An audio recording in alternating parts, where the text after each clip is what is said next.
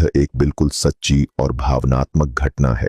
आंध्र प्रदेश के एक छोटे से गांव में सुमित्रा नाम की एक महिला रहती थी। विवाह के कई वर्षों बाद जब वह पहली बार गर्भवती हुई तो उसके जीवन में आशा की एक नई किरण जगी, पर यह खुशी अधिक समय तक नहीं टिक सकी। डॉक्टरों की जांच में पता चला कि गर्भ में पल रहे बच्चे का विकास रुक गया है और आगे चलकर उसके जीवित रहने की संभावना बहुत कम है। यह सुनकर सुमित्रा पूरी तरह टूट गई। मन में डर, आंखों में आंसू और हृदय में असहायता लिए वह एक दिन गांव के एक वृद्ध पंडित के पास पहुंची। अपनी पीड़ा सुनाते हुए उसने पूछा, अब मेरे लिए कोई रास्ता नहीं बचा क्या? पंडित जी ने शांति से उसे समझाया और कहा, बेटी, जब मनुष्य के सारे उपाय समाप्त हो जाते हैं तब सेवा और श्रद्धा ही अंतिम सहारा बनती है। तुम गौ माता की सेवा करो, हो सकता है ईश्वर की कृपा से कोई चमत्कार हो जाए। उस दिन के बाद सुमित्रा के जीवन की दिशा बदल गई। वह हर सुबह पास की गौशाला जाने लगी। वहां एक सफेद रंग की शांत स्वभाव वाली गाय रहती थी जिसकी आंखों में अजीब सी ममता झलकती थी। सुमित्रा रोज अपने हाथों से ताजी रोटियां बनाती, उन्हें प्रेम से गाय को खिलाती और उसके माथे पर हाथ फेरती। वह मन ही मन प्रार्थना करती, माँ, आप भी गर्भवती हैं और मैं भी। अगर मेरे भाग्य में माँ बनना नहीं लिखा तो मेरी पीड़ा आप समझ सकती हैं। कुछ सप्ताह बीत गए। सुमित्रा फिर डॉक्टर के पास जांच के लिए गई। इस बार डॉक्टरों ने साफ शब्दों में कहा कि गर्भ में कोई सुधार नहीं हुआ है और अब गर्भ बने रहना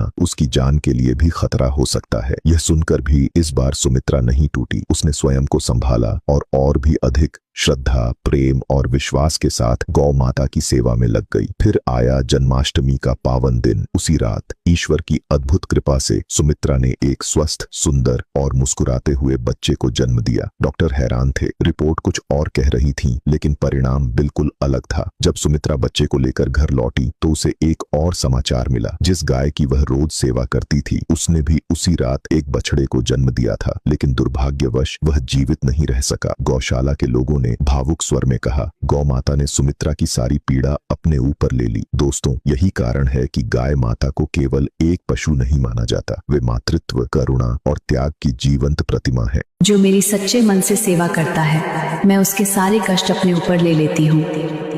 उनकी सेवा से केवल मन ही नहीं, जीवन भी पवित्र हो जाता है। जो भक्त गाय माता को सच्चे दिल से मां मानते हैं वे कमेंट में जय गाय माता अवश्य लिखें।